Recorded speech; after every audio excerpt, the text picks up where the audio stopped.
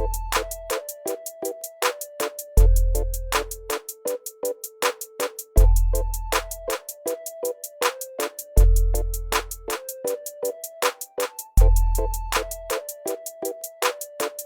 everyone, welcome to my chess series titled Chess and Entrepreneurship. So far, we've talked about 2 points, which are mastering the game and playing the game. Now today we're going to be discussing playing to win.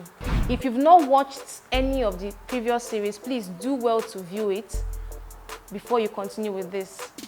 Now let's go to playing to win.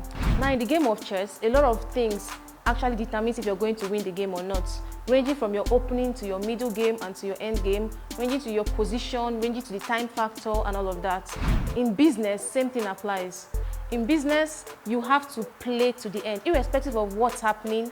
It could be rough, it could be very tight, it could seem like it's really not working, but you just have to hang on and continue till the end. In chess, there is no winner until there's a checkmate. Whether you've lost all your pieces on board, it could actually end to a stalemate. Irrespective of the fact that you've lost everything, it will be draw. You can never be so sure. It could even be time flag. The only thing that keeps the difference is your consistency in time. You just hang on there, no matter how frustrating it looks, just keep playing. Business could be really bad. Just keep hanging on and keep being consistent. Be flexible enough to apply in whatever your competitors have, whatever is going on around in the market and all of that. And I can bet you get to the finish line, which is the ultimate. That's all for this week. Hope to see you next week. Until then, take care and have a wonderful week.